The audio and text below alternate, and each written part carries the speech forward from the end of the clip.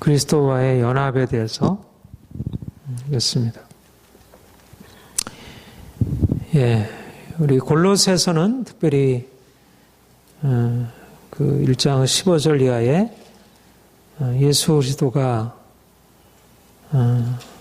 얼마나 놀라운 창조주이시고 그가 구속주이신지, 그가 어떻게 온 땅을, 온 만물을 창조하시고 만물이 그에 의해서 지탱되고 있는지, 또 궁극적으로 모든 만물이 예수 그리스도 그분을 향하여 나아가고 있는지,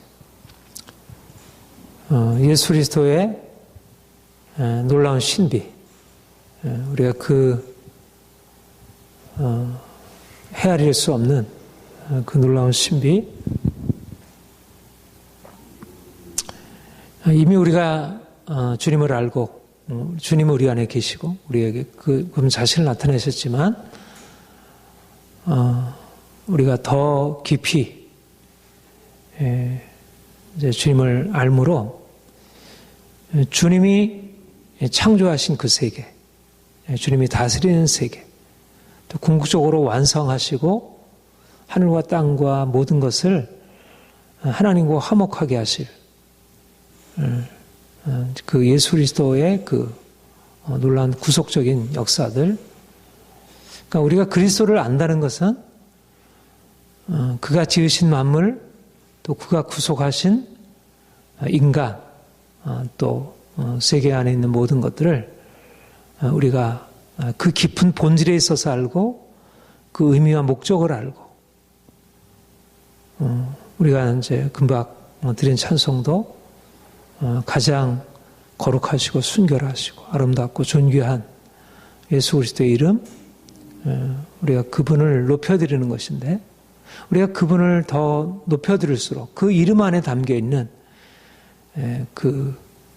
그가 모든 만물의 창조주이시고 구속주이시고 궁극적인 완성자이신 우리가 그분을 우리가 알아가면 알아갈수록 그분 안에서 우리 자신과 그분이 만드신 모든 세계의 만물, 이 모든 것을 더 깊이 알 수 있다.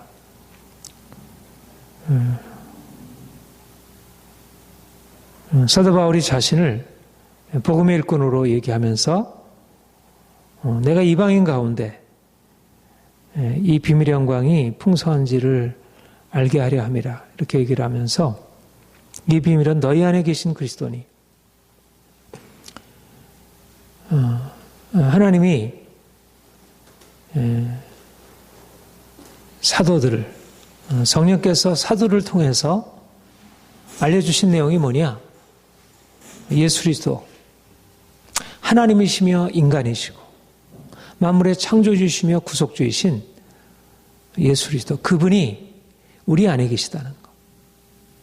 하늘보다 더 높으신 분이 바로 우리 안에 계셔서 우리와 하나 되시고 우리 안에 그 영광을 나타내시고 우리를 그 영광에 참여케 하셨다는 것. 이것이 바로 복음의 비밀이고, 우리가 그 복음의 비밀이신 그리스도, 그 안에 지혜와 지식의 모든 보화가 감춰있는 그분을 더 깊이 알고 그분을 사랑하고 그분과 더 깊이 연합되게 되는 것.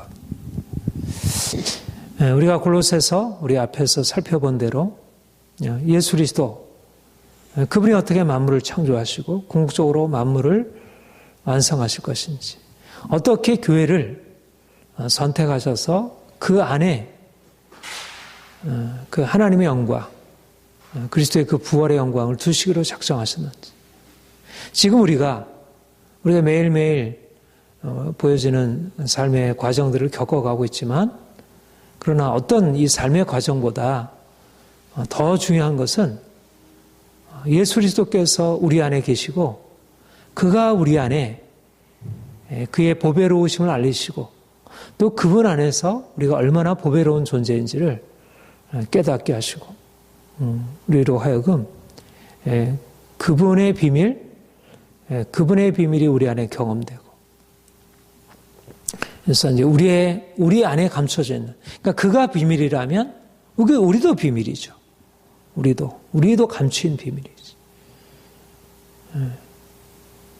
우리 안에 계신 그가 비밀이실 때 그 비밀을 담고 있는 우리도 세상에는 감춰있는 바 되고요. 그러니까 우리 자신에게조차도 때때로 이게 망각이 되기도 하고 또 이게 가려지기도 하고. 그래서 우리가 그리스도의 비밀을 더 깊이 알아가는 것, 우리 자신의 비밀을 더 알아가는 것, 이게 이제 우리의 소원이라 이렇게 여겨집니다. 오늘 이제 본문 9절에 보면 그 안에는 신성의 모든 충만이 육체로 거하시고 너희도 그 안에서 충만해졌으니 그는 곧 통치자와 권세의 머리시라. 우리 안에 계신 그리스도,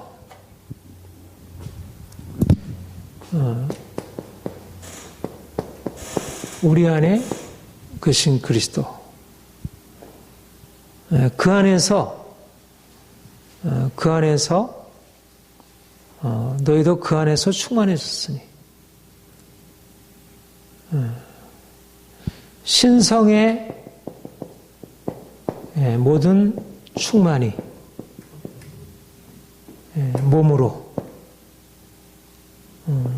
몸으로 나타나시고 너희도 그리스도 안에서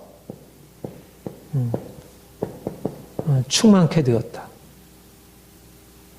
그리스도의 모든 신성의 모든 충만이 몸으로 나타나시고 너희에게 그리스도 안에 있는 그 충만이 너희에게도 나타나게 되었다.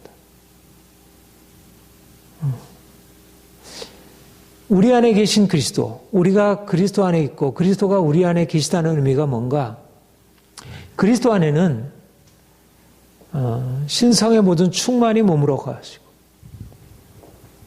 그는 인간으로 오셨지만 그는 우리와 동일한 육체로 이 땅에 오셨고 그는 종의 형체를 가지고 오셨지만 그의 본래적인 원천, 출신은 하늘이시고 하늘로부터 오신 하나님이시고 그가 이 땅에 계셨을 때는 육체로 계시면서 그의 신성의 온전한 그 충만이 육체 안에 다 나타나지 않았죠. 그렇죠? 아직은. 육체로 계셨을 때는 육체는 그의 영광을 다 담아내지 못했어요. 그렇죠? 보배는 육체를 마치 우리가 보배를 질그릇에 가진 것 같이 예수님이 이 땅에 계셨을 때는 그는 영광의 아들이시지만 그는 어린 아이로 목수의 아들로 그런 보잘것없는 하나의 나사렛 사람으로 사람들이 그를 보고서 그를 하나님의 아들이라 인정하기에는 너무나 비천한 형상으로 이 땅에 오셨습니다. 그는 우리와 같이 동일하게 고통을 당하셨고 그가 맨 마지막에 이제 가신 길은 십자가에 수치스럽고 가장 처참한 그것을 신성의 모든 충만이라 할 수 없겠지.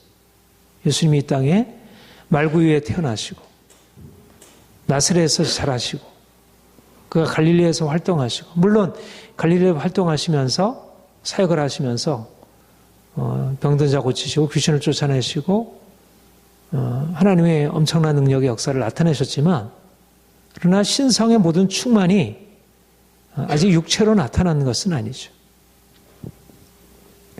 그런데 예수께서 부활하셔서 그가 이제 썩지 아니할 영광의 몸으로 부활하시고 그의 부활의 영광 가운데 그가 몸으로 부활하셨지만 신령한 몸으로 신성의 모든 충만이 몸에 나타나게 된 것입니다. 원래 몸이라고 하는 것은 육의 몸이고 이것은 썩어질 것이고 이거는 비천한 것이고 이거는 그렇게 영광스럽지 못한 것이죠. 그런데 주님이 그 영광스러운 썩지 아니할 영광의 몸으로 그가 부활하셨고, 그의 형상은 인간의 형상이지만, 그러나 우리와 같은 그런, 그리고 이전에 예수님이 입으셨던 그런 종의 형체가 아닌 영광스러운 왕의 형사, 모든 이름에 뛰어난 이름으로 그가 하늘에 오르셨고, 그 신성의 모든 충만이 몸으로, 이것을 고린도전서 15장 부활자는 신령한 몸이라 이렇게 얘기를 하고 있어요. 그러니까 어떠한 피조물도, 어떠한 인간의 몸도 신성에 충만한 것을 그 안에 담아낼 수 있는 어떤 몸도 존재하지 않죠. 그런데 예수 그리스도는 신성의 모든 충만함을 그 몸에 나타내셨고, 그런데 놀라운 사실은 신성의 모든 충만함이 예수 그리스도에게 나타난 바 되었는데, 그게 어떻게 되었습니까? 그게 너희도 그리스도 안에서 너희도 충만해졌으니, 그리스도의 그 충만함이 우리에게도 나타나게 되었다는 거죠. 우리는 여전히 육체를 가지고 있고, 아직 우리는 신적인 영광으로 변화된 것이 아니잖아요. 우리 장차 예수님이 재림하실 때 썩지 않을 영광으로 예수님께서 부활하셨듯이 우리도 그 영광에 참여하게 되겠죠. 썩을 몸에 썩지 아니할 영광의 몸으로 변화되겠지. 그때는 우리도 신성의 모든 충만이 우리에게도 나타난 바 되겠죠. 이게 이제 우리가 바라보는 궁극적인 구원, 궁극적인 영화, 영광스럽게 변화되는 것인데, 우리는 아직 육체의 몸이고 아직 신성의 모든 충만이 우리에게 나타난 바 되지 않았고, 그런데 여기 뭐라고 얘기하냐면 너희도 그 안에서 충만해졌다 이렇게 얘기를 하는 거예요. 너희도 이미, 우리도 그의 충만함에 이미 참여하고 있다는 거죠. 이게 이제 놀라운 복음의 비밀이고, 이게 우리 안에 계신 그리스도라. 우리 안에 계신 그 신성의 모든 충만으로 계신 그분이 이제 우리 안에 계셔서 그 충만함을 가지고 우리를 그 충만한 영광과 그 풍성함으로 우리를 이끌어 가신다는 거예요. 우리는 여전히 육체에 속해 있고, 여전히 많은 세상의 영향을 받고 있고, 많은 문제 가운데 있는 질그릇이고 진흙이고, 또 여전히 죄로 오염된 그런 존재에 불과한 존재라고 이렇게 하죠. 눈에 보이는 것은 그런 존재인데, 우리를 주께서 말씀하시고 판단하시기는 우리는 단지 그런 존재가 아니라 신성의 모든 충만함으로 계신 그 영광스러운 주님이, 하늘에 계신 그 존귀하신 예수 그리스도의 그 순결하시고 가장 아름다우시고 거룩하시고 기름 부음 받은 그 예수, 만왕의 왕, 만주의 주, 놀라우신 그분이 우리 안에 오셔서 그 충만함을 우리에게 나누시고, 그것을 공유하시고, 그것을 우리에게 분여해 주시고, 우리로 하여금 그것을 함께 누리게 하시고, 우리가 그 충만함에 함께 참여하고 들어갈 수 있도록, 이것이 바로 우리가 믿음으로 말미암아 우리에게 주어지게 되는 놀라운 생명의 비밀이라. 우리는 육체로서 이 땅에 살고 있지만, 우리는 썩어진 육체로서 이 땅에 수고와 슬픔, 고통, 절망, 두려움, 이런 인생을 살아가고 있지만, 그러나 우리가 주님을 믿음으로 말미암아 성령께서 우리에게 역사하셔서 우리에게 행하시는 일은, 피조물 된 우리가 이제 그 하나님의 영광을 가시적으로 그 생명으로 드러내신 예수 그리스도, 몸으로 나타나신, 실제적으로 살아있는 몸으로, 어떻게 만질 수 있는 그 몸으로, 실제적인 형체를 가지고 있는 몸으로 계신 그분이 우리 안에 우리와 연합하게 하셔서 우리를 그 신성의 충만함으로 우리를 이끌어 가시고 있다는 것. 이게 이제 믿음으로 말미암아 그리스도와 연합하게 되었다는 그 비밀, 말하고 있고. 이게 이제 성령께서 이 일들을 가능하게 한 것이 성령으로 말미암아. 성령께서 우리에게 오셔서 바로 이 신성의 모든 충만함을 우리 안에 거하도록, 우리 안에 이 신성의 충만함이 나타나도록 하늘에 있는 그 생명을 우리에게 불어넣으셔서 이제 육체로 존재하던 자가 이제는 하늘의 생명에 참여하는 자로, 하나의 피조물이 아들의 생명에 참여하는 자로 우리를 바꿔가시는 역사를 성령께서 행하신다는 거예요. 그래서 이제 요한복음 15장에서 말씀하는 나는 포도나무여 너희는 가지니 너희가 내 안에 내가 너희 안에 거하면 이 사람은 과실을 많이 맺나니. 주님이 포도나무시고 우리가 가지가 되는, 주님이 신성의 충만함으로 계시고 그 충만함이 우리에게 전달되어서 그 충만함을 가지고 우리가 이 충만함으로 살고 이 충만함으로 열매를 맺고 이 충만함으로 우리가 일을 하고 그 충만함이, 그러니까 우리에게는 우리가 가지고 있는 자연적인 생명, 우리가 가지고 있는 원래적인 우리의 개인적인 특성, 물론 그것이 우리의 삶에 나타나지만 그거는 하나의 통로들이고 그 실체, 우리의 생명의 실체, 우리의 삶의 실체, 우리의 인격의 실체는 뭐냐면 예수 그리스도께서 죽은 자 가운데 부활하셨고 신성의 모든 충만함이 그 몸으로 가시고 그 몸으로 가시는 그 신성의 모든 충만함으로 우리에게 나누셔서 이제는 우리의 삶 안에 그 신령한 몸 안에 있는 그 생명의 능력, 이것이 우리에게 전달되어서 우리가 이 생명을 가지고, 그러니까 포도나무가 가지고 있는 생명과 포도나무 가지가 가지고 있는 생명이 다른 게 아니잖아요. 같은 생명이잖아요. 그렇죠? 예수 그리스도는 신성의 충만함으로 거하고 있는데 우리는 단지 피조적인 어떤 인성의 차원에서의 생명이라면 이게 뭐 질적으로 다르니까 이게 나타날 수가 없지. 그렇죠? 그런데 그리스도 안에 있는 신성의 충만함이 우리 안에 나타나서 우리가 그 신성의 차원, 하나님께서 하실 수 있는 그 차원을 가지고 우리가 살아가도록. 이게 이제 그리스도의, 그러니까 이거는 사실은 우리로서는 이해가 안 되는 거죠. 그리고 성경의 사실로 보더라도 그게 어떻게 가능할까? 동양의 범신론적인 사고 속에서는 뭐 신이 인간이고 인간이 신이고 모든 사물 안에 신성이 깃들여 있고 그거는 충분히 그렇게 생각할 수 있잖아요. 우리가 눈만 열려지면 모든 것 안에는 신성이 들어있으니까.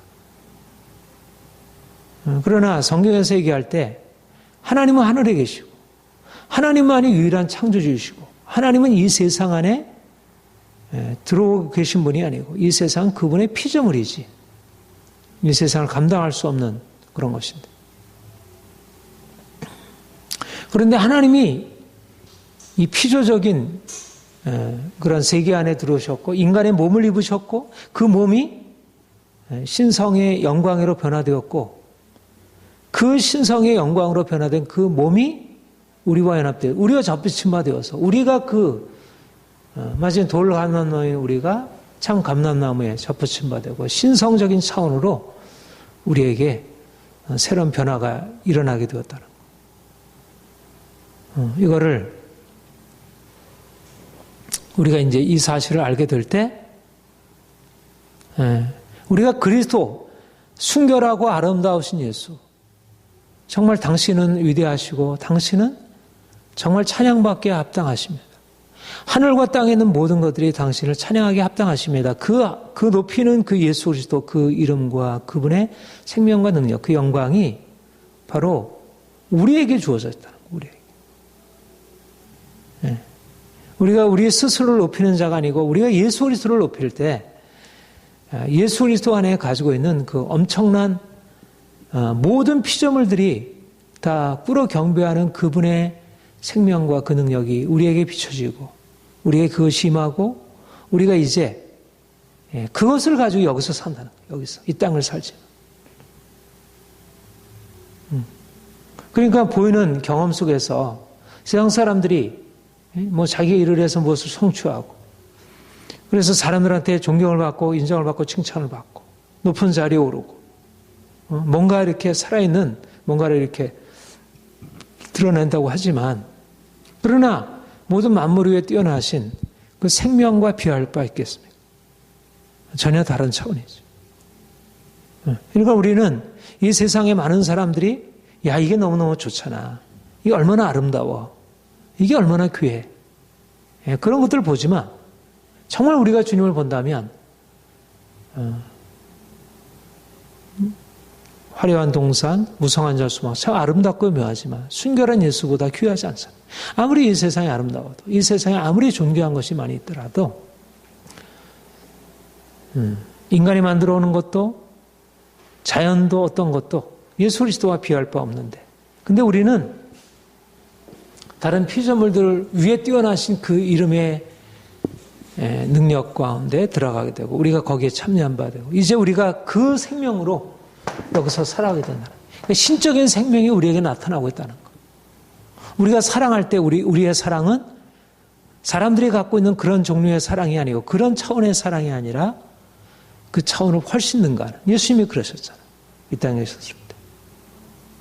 인간의 육체 몸으로 나타냈을 그 예수님의 사랑도 사람들이 볼 때 너무 탁월한 것이죠. 그렇다면 그가 하늘에 오르셔서 정말 그 실체 그 부활하신 영광으로서 그 사랑을 베푸실 때 그 사랑이 어떠한 사랑이었어요. 그러니까는 우리가 주님을 만나고 주님을 믿게 되므로 그러니까 우리가 주님의 순결하심과 그분의 사랑과 그분의 아름다우심과 그분의 능력을 고백하고 행하게 되면 그것은 누구에 대한 고백이기도 하냐면 우리 자신에 대한 고백이기도 합니다. 그러니까 우리가 주님을 높일 때 우리가 바라보는 이상 우리가 꿈꾸는 우리 자신의 아름다운 모습이 그 예수님에게 나타나는 거예요. 그러니까 우리가 더 주님을 만나면 알수록 그러니까 우리가 보배롭고 존귀하다는 그 말씀이 사실은 하나님의 그 영광과 아름다움을 우리 가운데 허락하시다. 이사야서 61장에 너희는 의의 나무 여호와의 영광을 나타낼 자라 불리우리라. 너희는 보배롭고 존귀한 자다. 나 여호와 영광 일어날 빛을 발하라. 나의 영광이 너 위에 임하였고. 그러니까 그 아름다움과 그 영광과 그 생명과 그 능력이 바로 우리에게 임하고 우리를 통해서 그 생명이 나타나도록.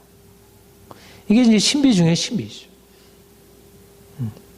피조물된 인간이 그것도 죄로 말미암아 그렇게 더럽혀지고 또 저주 아래 있던 인간이 어떻게 하나님의 영광으로 변화될 수 있는지 어떻게 그 그리스도의 순결함으로 우리를 바꾸시겠다고 하신 것인지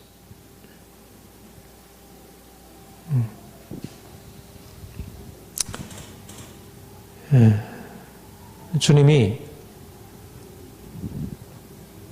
우리를 이미 질그릇과 같은 우리를 그 영광을 담을 그릇으로 그러니까 우리가 사실은 이 신성의 모든 충만이 우리 안에 거하는데 그렇다고 해서 우리가 지금 부활하신 주님의 형상으로 우리 외적으로 변한 게 아니잖아요. 그러니까 어떻게 보면 지금은 신성의 모든 충만이 우리에게 나타나 있지만 우리의 외모, 우리의 겉모습은 어떠하냐면 질그릇.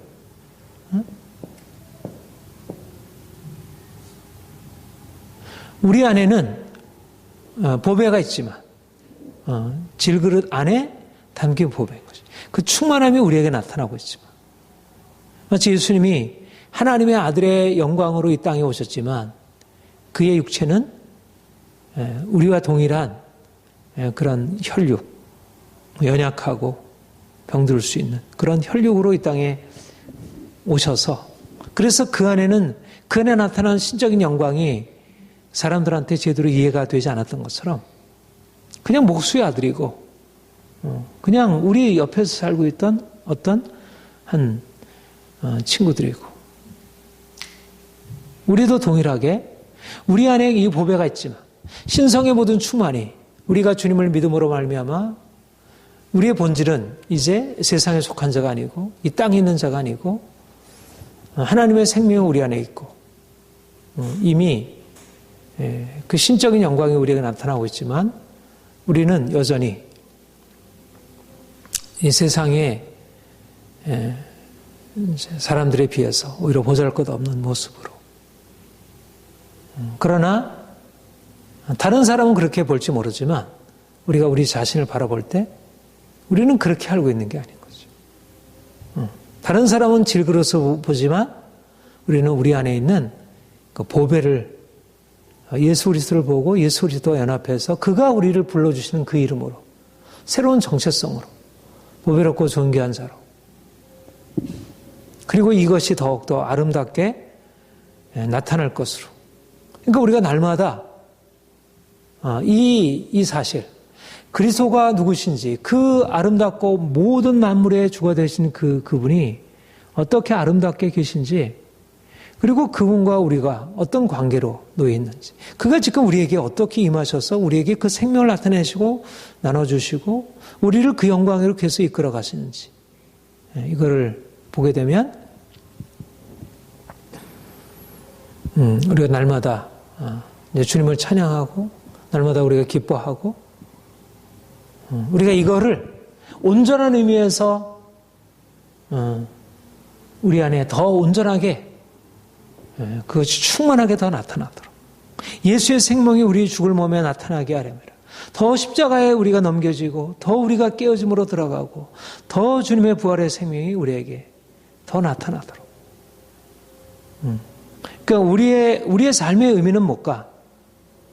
우리의 삶의 의미는 이 외모를 더 아름답게 해서 뭔가 우리 이 외모를 통해서 사람들한테 인정받고 여기서 나 자신의 정체성을 여기서 찾는 게 아니고 우리 안에 계신 그리스도 신성의 모든 충만으로 우리 안에 그 충만함을 이루어 가시는 예수 그리스도 그분이 우리 안에 그분의 형상을 온전히 나타나시고 이것을 위해서 해산의 수고를 하고 이것을 위해서 우리의 모든 대가를 지불하고 이것을 위해서 우리가 십자가를 지고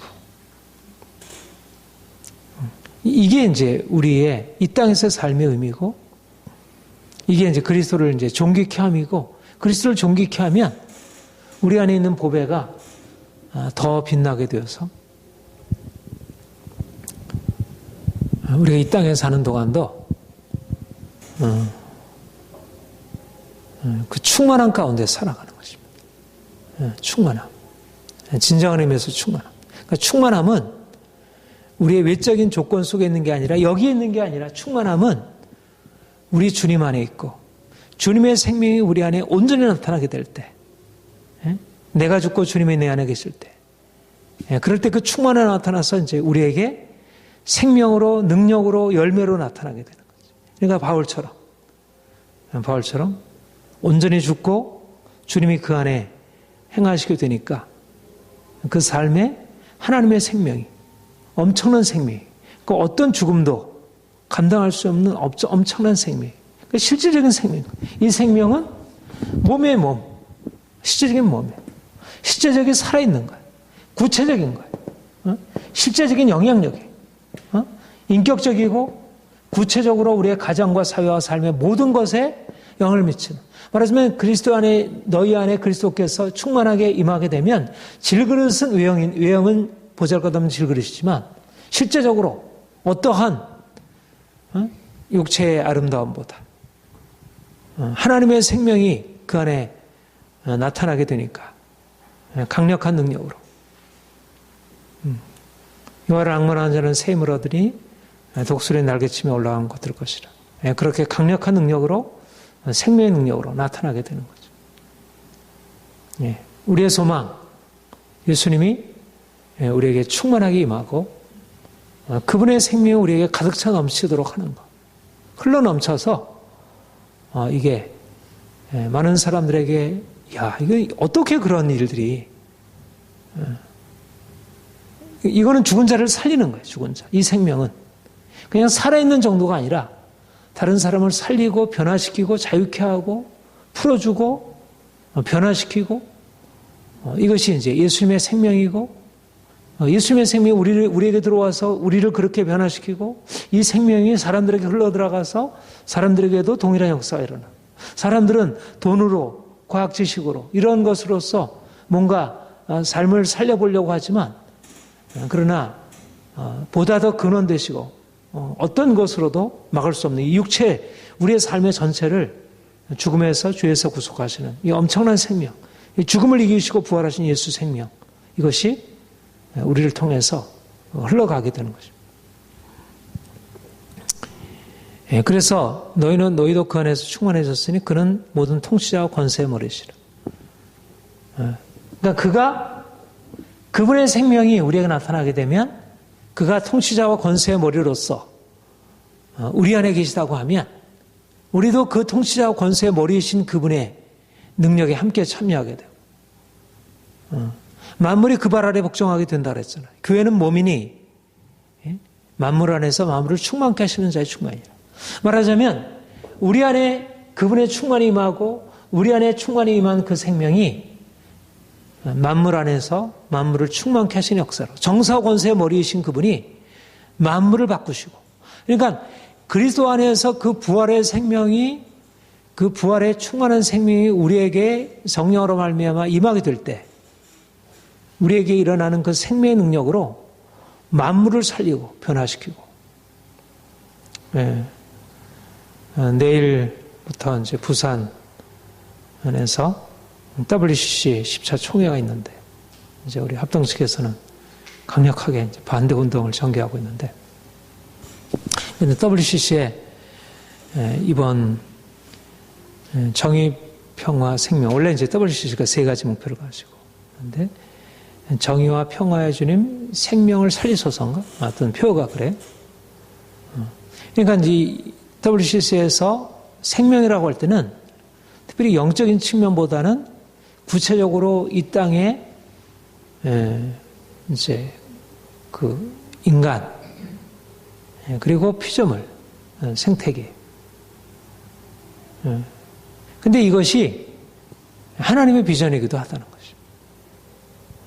성령께서 우리에게 오셔서 예수님의 생명을 넣어주시고 우리의 영을 살리시고 우리의 인격을 변화시키시고 우리의 육체를 살리시고 우리의 가정을 변화시키시고 이 사회를 변화시키시고 그리고 자연 환경까지도 생태계까지도 바꿔놓으시는 그 생명의 능력이 예수님의 부활 생명 안에 있다는 거예요. 성령께서 오셔서 행하신 일은 정사와 권세의 머리시고 모든 통치자와 모든 것들을 다스리시는 분, 만물의 통치자이신 그분, 만물을 충만케 하시는 자의 충만이 예수 안에 거하시고 그 예수 안에 거하시는 그 생명의 능력이 우리 안에 그러니까 교회가 그런 생명의 능력을 나누어주는 생명의 능력의 통로로서 이렇게 기능한다. 자, 그 다음에 11절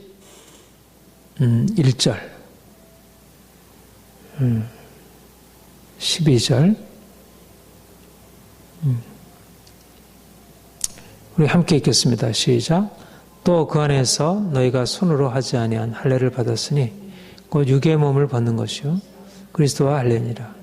너희가 세례로 그리스도와 함께 장사되고 또 죽은 자들 가운데서 그를 일으키신 하나님의 역사를 믿음으로 말미암아 그 안에서 함께 일으키심을 받았느니라.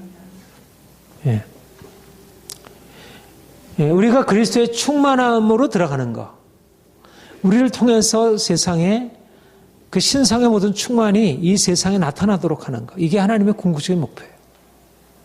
우리의 비전은 우리가 그 예수 그리스도의 부활에서 나타나신 그 신성의 충만함을 우리가 온전히 이해하고 단지 우리가 아는 것만이 아니라 실제적으로 우리가 경험하고 그걸 가지고 세상을 섬기고 그래서 세상을 고통과 죽음에서 건져내고 변화시키는 것. 이것이 하나님이 우리를 향해서 가지신 비전이에요. 그런데 예수님께서 어떻게 우리를 그 신성의 충만함 가운데 참여하게 하시고 우리로 그 신성의 충만함을 나타내게 하시려고 하실까? 피조물 된 우리가 어떻게 그 영광으로 들어갈 수 있을까? 이 일에 있어서 가장 중요한 것이 그리스도의 십자가의 연합함이라는 것입니다. 그러니까 우리가 지금 그리스도의 충만한 그 부활의 영광으로 나아가는 데 있어서 우리가 고려해야 할 중요한 사실은 뭐냐면 우리가 어떤 상태에 놓여 있느냐는 거죠. 우리가 어떤 상태에 놓여 있느냐. 우리는 그냥 중립적이고 그냥 저 높지는 않지만 밑에는 있지만 그냥 깨끗하고 아름답고 이런 상태가 아니고 우리의 상태는 죄로 말미암아 이미 오염되고 타락되고 전적으로 부패해서 하나님의 영광으로부터 완전히 떨어져 있는 소외되어 있는 그런 상태에 있잖아요. 말하자면 죄, 저주, 사망 이것이 인간과 세계의 존재 조건인 거예요. 이것이 이 인간과 세계를 지배하고 있는 거예요. 그런데 그리스도께서 오셨어요. 그리고 이 죄와 사망 아래 놓여 있고 저주 아래 놓여 있는 이 세계를 이제 하나님의 영광의 그 충만한 영광의 자리로 우리를 이끌으시려고 하는 거예요. 우리가 이 아래에 놓여 있으면서 이 죄악된 세상에서 우리가 살아가고 있으면서 어떻게 그 영광의 충만함으로 나갈 수 있을까? 그러니까 이게 너무나 거리가 먼 거죠. 하나님의 영광의 그 광채와 하나님의 진노 아래에 있는 죄로 말미암아 진노 아래에 있는 인간의 형편이 너무나 거리가 먼 것이죠. 더군다나 이방인들의 경우에.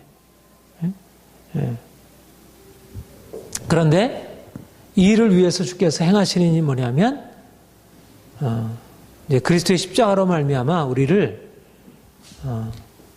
새롭게 여기서 건져내시는 하셨는데 이게 이제 영적인 할례이고 이게 세례라는 것입니다.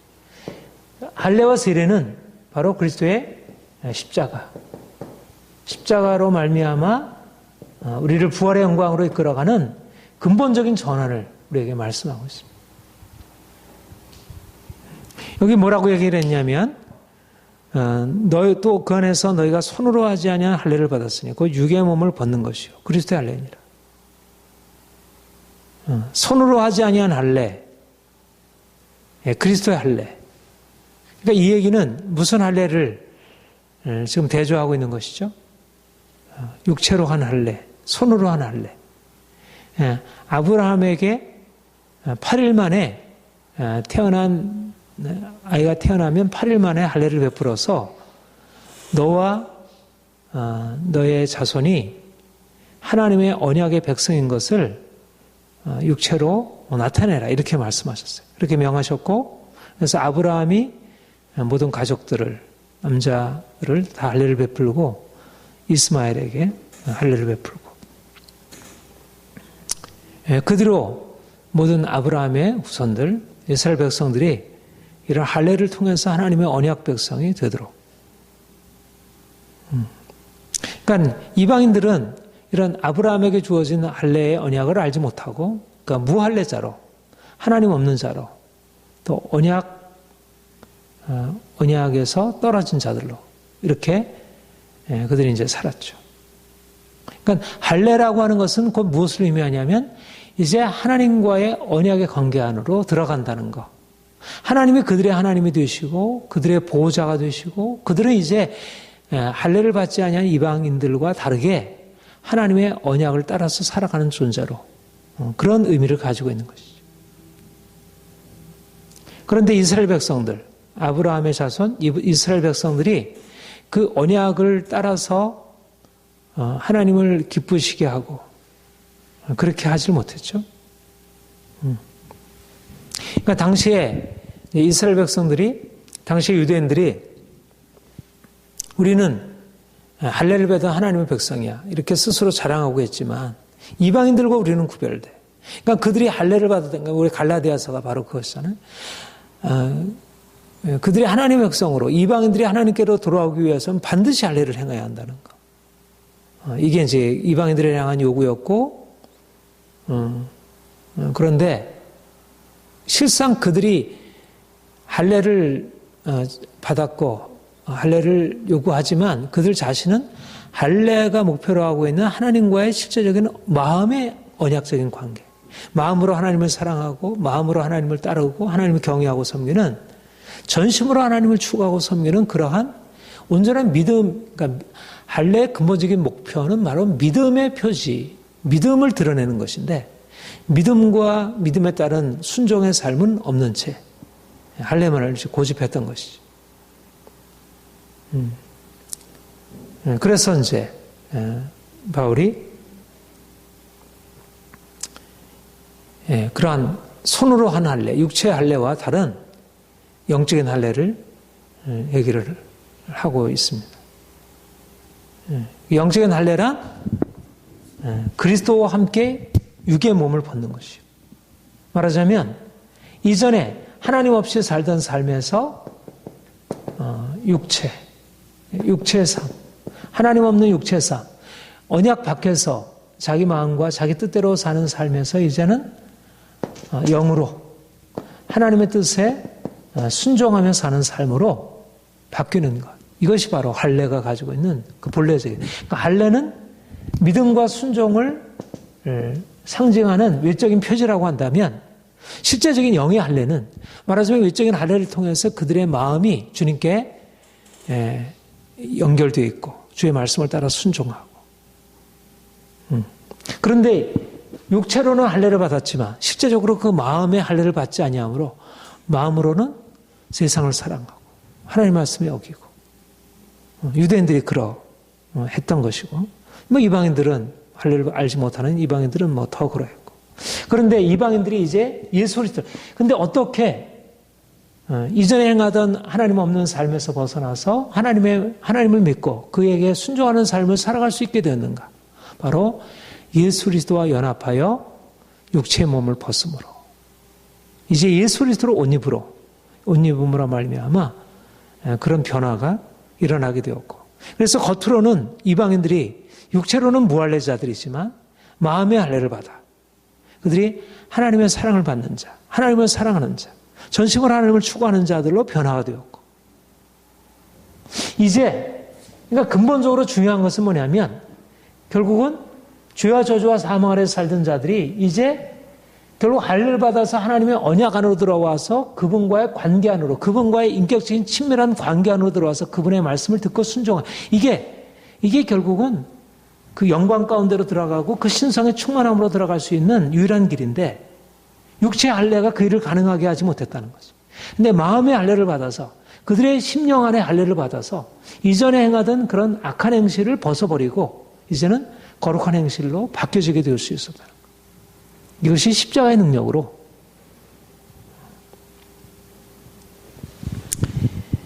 그 로마서 한번 찾아볼까요? 로마서 2장에 보면 이제 유대인들을 비판하면서 그렇게 얘기를 하고 있습니다. 25절부터 29절까지 같이 읽겠습니다. 시작. 내가 율법을 행하면 할례가 유익하나 만일 율법을 범하면 내 할례는 무할례가 되느니라. 그런즉 무할례자가 율법의 규례를 지키면 그 무할례를 할례와 같이 여길 것이 아니냐. 또한 본래 무할례자가 율법을 온전히 지키면 율법 조문과 할례를 가지고 율법을 범하는 너를 정죄하지 아니하겠느냐. 무릇 표면적 유대인이 아니요 표면적 유신의 할례가 아니라 오직 이면적 유대인이 유대인이며 할례는 마음에 할지니 영에 있고 율법 조문에 있지 아니한 것이라. 그 칭찬이 사람에서가 아니요 다만 하나님에게서라. 손으로 하지 아니한 할례, 그리스도의 할례가 무엇을 의미하냐? 결국 그리스도와 연합하여 육체로 행할 수 없는 그런 하나님을 사랑하고 그 명령을 따라 행하는 율법에 순종하는 삶을 살게 되는 것. 이것이 영의 할례, 마음의 할례. 그러니까 주님이 이스라엘 백성들이 여기서도 구약에서도 아브라함이 할례를 받았고 유대인들이 할례를 받았지만, 그러나 진정으로 그 마음의 할례를 받지 못함으로 그들이 여전히 죄와 저주와 사망 아래 있었는데, 이제 영의 할례, 마음의 할례를 받음으로 성령께서 그 마음 안에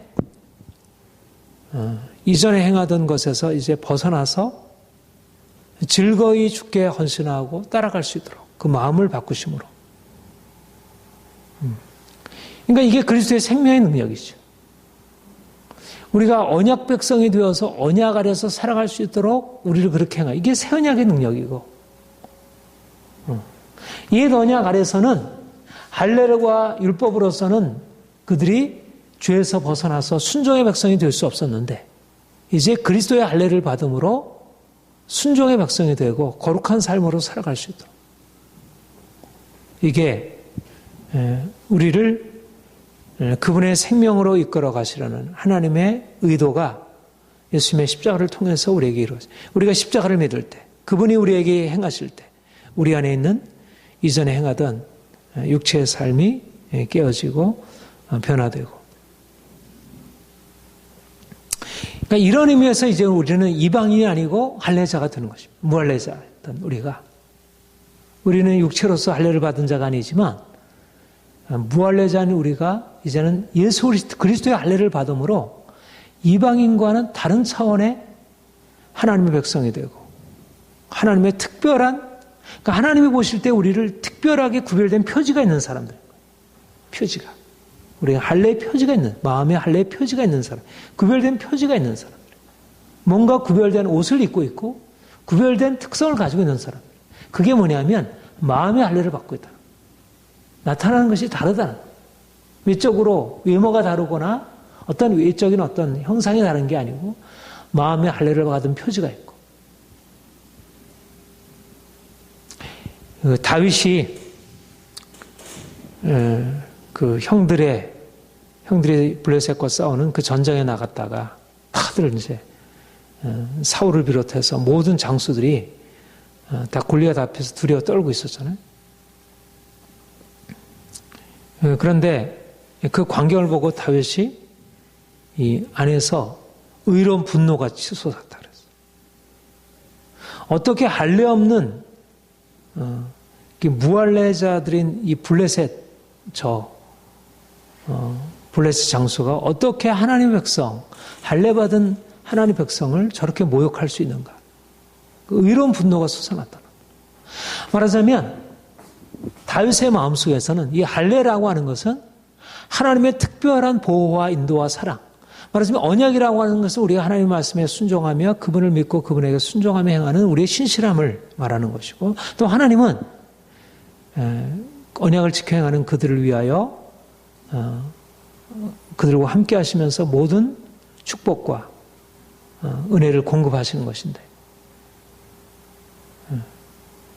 그러니까 할례 없는 블레셋이 감히 할례 받은 하나님의 백성 이스라엘을 감히 대적할 수 없다는 것이죠. 우리가 그리스도의 할례를 받음으로 마치 골리앗과 같은 장수, 그런 사단의 그런 원수들의 공격이 우리를 할 수 있지만, 우리는 그리스도의 할례를 받음으로 원수들의 공격이 우리를 미칠 수 없는 강력한 그런 능력이 우리에게 있다는 것.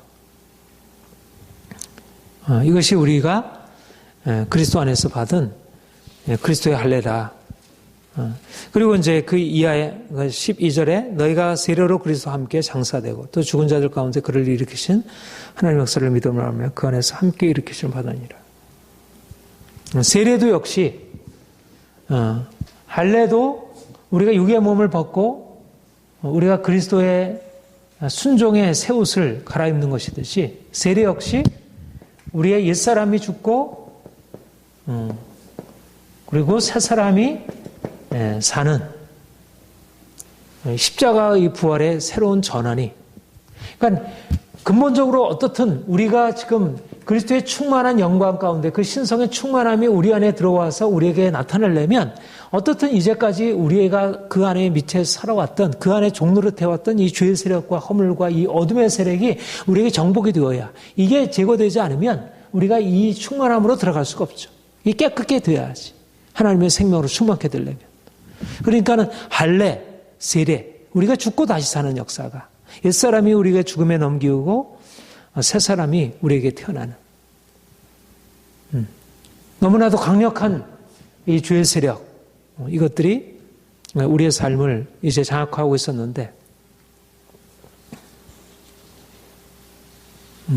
주님의 십자가로 우리가 그와 함께 온전히 죽임을 당하게 되고, 우리가 전에는 거짓되고 이기적이고 악하고 게으르고 문제로 가득 차 있는 그런 사람들인데, 그 옛사람이 세례로 말미암아 그리스도와 함께 장사된 바 되고, 이제는 그게 우리의 삶을 더 이상 주장할 수 없도록. 로마서 6장에 우리 로마서 6장 찾아봅시다. 로마서 6장.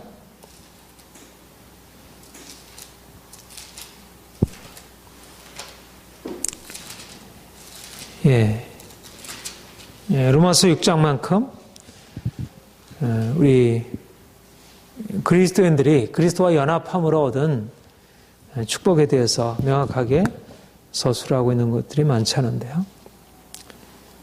우리 1절부터 6절까지 우리 3절부터 6절까지 읽겠습니다. 시작. 무릇 그리스도 예수와 합하여 세를 받은 우리는 그의 죽으심과 합하여 세를 받은 줄을 알지 못하느냐. 그러므로 우리가 그의 죽으심과 합하여 세를 받음으로 그와 함께 장사되었나니, 이는 아버지의 영광으로 말미암아 그리스도를 죽은 자 가운데서 살리신 것 같이 우리로 또한 새 생명 가운데서 행하게 하려 하심이라. 만일 우리가 그의 죽으심과 같은 모양으로 연합한 자가 되었으면 또한 그의 부활과 같은 모양으로 연합한 자도 되리라. 우리가 알거니와 우리 옛사람이 예수와 함께 십자가에 못 박힌 것은 죄의 몸이 죽어 다시는 우리가 죄에게 종노릇하지 아니하려 함이라.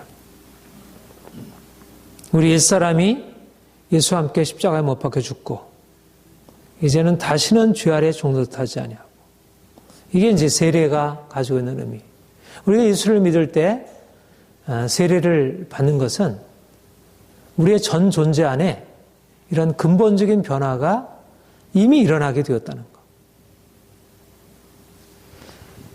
우리가 결국은 그 신성의 실질적인 충만함으로, 그 사랑으로, 그 기쁨으로, 그 아름다움으로, 그 능력으로 우리가 나아가서 그 생명이 우리를 통해서 세상을 변화시키고 사람들을 자유케 하고 사람들이 기쁨을 주고 희망을 주고 변화를 주고 이럴 수 있어야 되는데, 우리가 이 아래 묶여 있는데, 우리가 거짓과 교만과 욕심과 분노와 원망과 불평과 온갖 죄의 세력 아래 묶여 있는데 어떻게 우리가 이 신성의 충만함으로 우리가 들어갈 수 있겠습니까?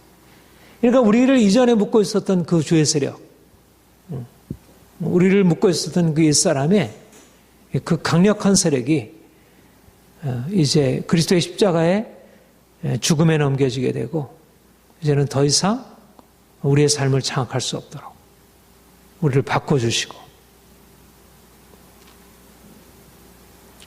그러니까 우리는 너무나 놀라운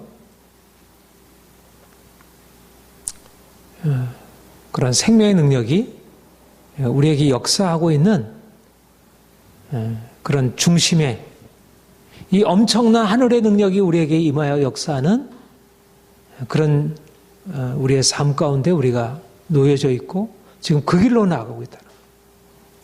그러니까 우리가 우리 자신을 바라보면 여전히 또 넘어지고, 우리 안에 여전히 죄의 세력이 있고, 여전히 우리가 극복하지 못한, 해결하지 못한 그런 여러 가지 많은 인격적인 결함들이 여전히 존재하지만, 우리가 바라보는 것은 순결하고 흠없으신 예수 그리스도. 그 그리스도의 그 순결하고 흠없으신 그 거룩하신 생명이 우리에게 들어와서 우리를 우리 안에 있는 그 모든 죄의 악의 더러움을 다 갈아치우시고, 이걸 이제 루터가 즐거운 교환이라 얘기를 했어요. 즐거운 교환. 아담 아래서 죄의 종으로 태어난 인간이 이제 예수 그리스도와 연합하여 예수 그리스도의 순결한 생명이 연합해서 이제는 우리의 옛것이 다 사라지고 이제는 옛 옷을 벗어버려 그리스도로 옷 입은 자 되었느니라. 그리스도와 함께 세례로 받은 자마다 그리스도로 옷 입은 자가 되니라. 그리스도의 순결한 생명이 우리에게 나타나게 되고, 이것이 하나님이 성령으로 말미암아 성령께서 우리에게 오셔서 그리스도의 십자가와 부활을 우리에게 적용시키심으로 이전에 우리가 속했던 어둠에서 이 그리스도 안에 있는 그 빛의 그 생명의 빛 가운데로 우리를 온전히 바꿔놓으시고 이게 이제 계속해서 우리에게 일어나는 거죠. 이 생명. 그러니까 사람들이 이 유대인들이 할례를 받고 유대인들이 이 세상의 어떤 육체 질서 안에서 행하려고 하는 나름대로의 많은 선의 추구들과 변화의 추구들이 있고 이 안에 성취들이 있지만 그러나 이 모든 것들은 다 어둠 가운데 있다면 이 어둠의 세력, 이 죄의 세력을 끊어내고 이것을 깨뜨리고 이를 어둠에서 건져내어서 우리를 빛으로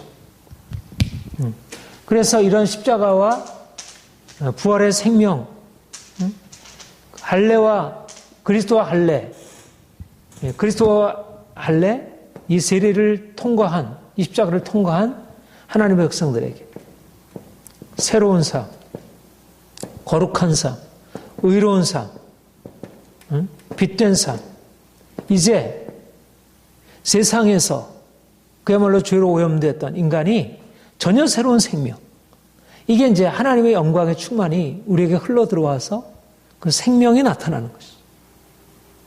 육체의 생명은 죄로 말미암아 오염될 수밖에 없지만 이제 그리스도의 신성의 충만함이 우리에게 들어와서 이전의 모든 죄악된 것, 이 모든 것들을 제거해내고 우리를 이제 새로운 삶으로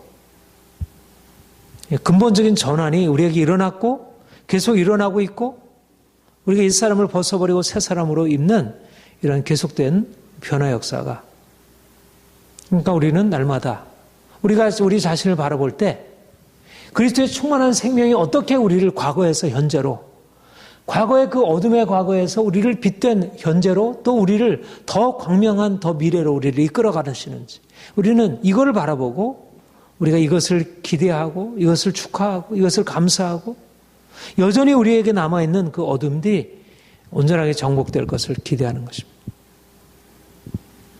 다시 우리 마지막 13절, 14절, 15절 우리 같이 읽겠습니다. 시작.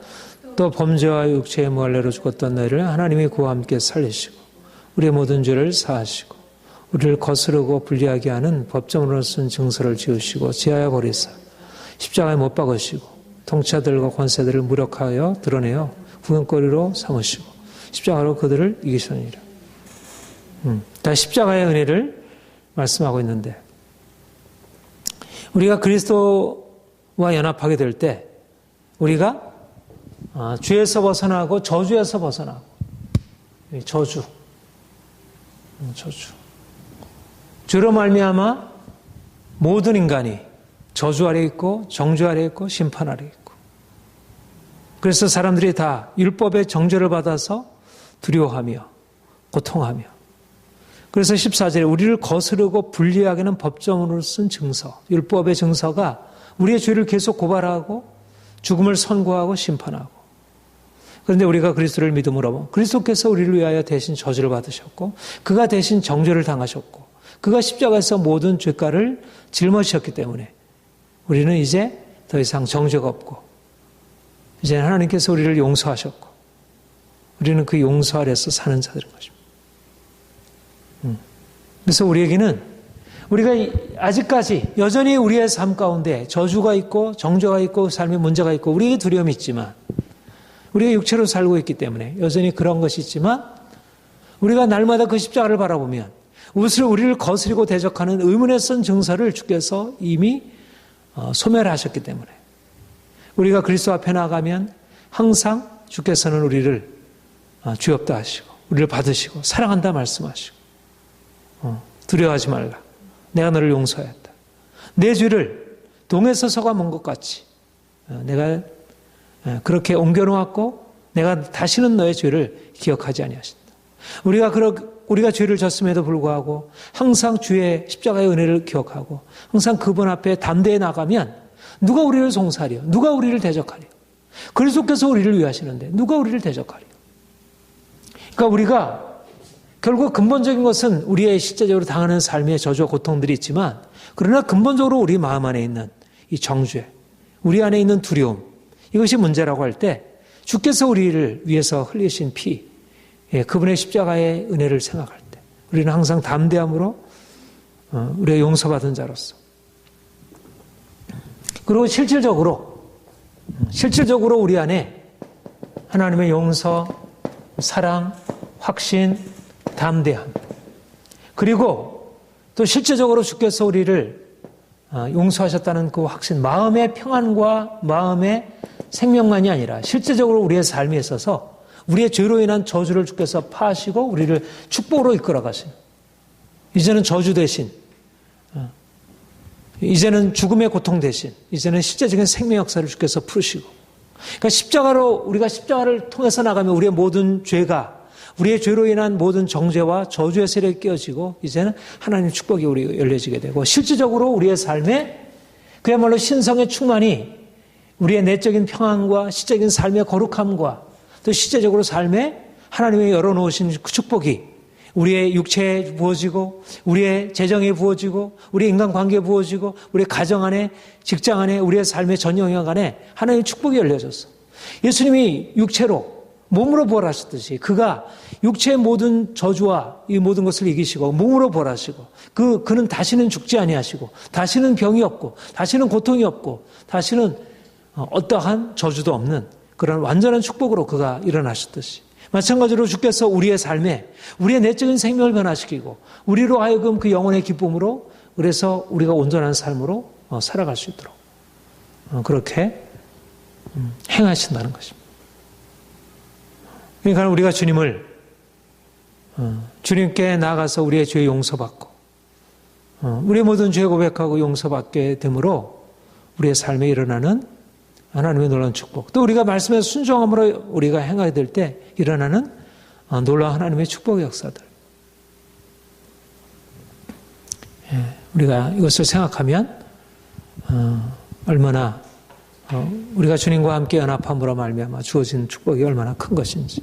마지막으로 15절, 통치자들과 권세들을 무력화하시고 드러내시고 구경거리로 삼아서 십자가로 그들을 승리하시고. 그러니까 십자가는 우리를 죄와 저주와 사망의 고통에서 우리를 살려내시고, 무엇보다도 우리를 대적하는 원수 마귀, 정사 권세, 통치자들 권세를 무력하게 하시고 사단의 권례를 발로 밟으시고, 예수 그리스도께서 그렇게 하시고, 이제 우리도 예수님과 함께 연합한 자들로, 하늘에 앉힌 자들로, 예수님이 정사 권세 머리시고 모든 발 아래 모든 정사 권세를 두신 것처럼 우리도 이제 그리스도와 연합하여 하늘에 앉힌 바 되어 모든 정사를 깨뜨리시고 나갈 수 있는,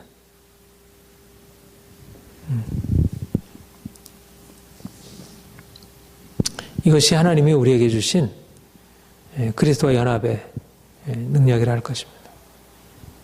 오늘날 여전히 세상은 죄가 지배하고, 그리고 악한 마귀가 사람들의 마음을 미혹하고, 그러니까 우리가 행하는 어떤 일들도 이 악한 마귀가 행해놓은 것들을 어떻게 바꿀 수 있을 만한 그런 힘이 우리에게 없는 것처럼 보이지만, 그러나 우리가 눈을 들어서 주님의 십자가에서 이루신 일, 영의 세계에서 일어난 일, 정사와 통치자, 권세들을 무력화하여 드러내고, 그 힘이 없어졌다는 거예요. 십자가의 능력으로. 우리가 두려워하는 것들을 우리가 육체로 그냥 바라보게 되면 온 세상이 너무 두렵고, 악한 세력이 너무 두렵고, 도무지 바뀔 것 같아 보이지 않고, 그런데 하나님이 다니엘을 집어넣었던 사자의 입을 봉하시듯이 그렇게 무력하게 한다는 거예요. 세상의 권세를, 악한 마귀의 권세를 주께서 무력하게 하시고, 이게 그리스도의 연합의 능력이고, 그러니까 우리는 어디에 사는가? 우리가 사단의 죄와 저주와 사망의 권세, 사단의 권세 아래에 사는 이곳에 우리가 이 아래 종로로 사며 지내는가? 아니면 우리가 그리스도와 연합하여 그리스도께서 나타내신 그 신성의 충만에 그 영광 가운데로 우리가 들어가서 그것을 누리고 살아가는가. 또 우리가 계속 이리로 들어가는가. 결국 십자가를 통해서 우리가 할례와 세례를 통해서 영적 할례와 세례를 통해서 계속해서 이리로 들어가게 되면 십자가가 우리의 삶에 놓여 있습니다. 십자가가 전환하는 거예요. 십자가. 죽음. 십자가 우리의 죽음. 우리가 십자가에 못 박혀 죽고 내가 죽고 주님이 우리 안에 사시게 될 때 그리스도를 죽은 자 가운데 일으키신 부활의 생명의 능력이 우리에게 역사해서 우리가 다시는 이 과거에 우리를 묶고 있었던 어둠에 우리가 종로로 타지 아니하며 생명의 능력으로 살아갈 수 있도록 그렇게 이미 영의 세계 안에서 이미 열어놓으신 것입니다. 영의 세계. 우리가 육체로 이것을 보지 못하니까 우리의 육체로 이것만 바라보니까 우리가 이것을 두려워하고 이것과 씨름하다가 놓쳐버릴 뿐이지. 우리가 영의 세계에서 벌어진 일, 영의 세계에서 우리가 그리스도께서 우리에게 이미 행하신 일, 지금 이미 행하시고 있는 일, 앞으로 그가 우리를 통해서 나타내실 일, 이 일을 우리가 바라보고 행하게 되면 반드시 하나님의 놀라운 축복으로 우리가 들어가게 되고 그리고 온 세상을 이 축복으로 이끌어 가게 될 것입니다. 우리 지금 한 사람 한 사람이 하나님의 이 놀라운 역사 안으로 우리가 들어가기를 더 기대하고 소망하고 더 격려하고 이 복음의 사실이 오늘날 많은 사람들에게 가려져 있으므로 사람들이 이 복음을 듣고 있으면서도 실제적인 삶에서 드러내고 있지 못한데 우리가 이 복음의 사실을 보다 분명하게 붙들고 여기서 우리 자신이 누구인지 하나님이 그리고 이 땅에 행하시려고 하는 것이 무엇인지 우리가 이 그림을 따라서 움직이는 것입니다. 이 그림이 실체적으로 나타나는 것입니다. 이 그림을 가지고 이 골로새서에 말씀하고 있는 이 놀라운 그리스도의 충만함에 우리가 함께 동참하게 되는 이 그림을 가지고 우리의 매일매일의 삶에서 이 역사를 나타내기를 소망합니다.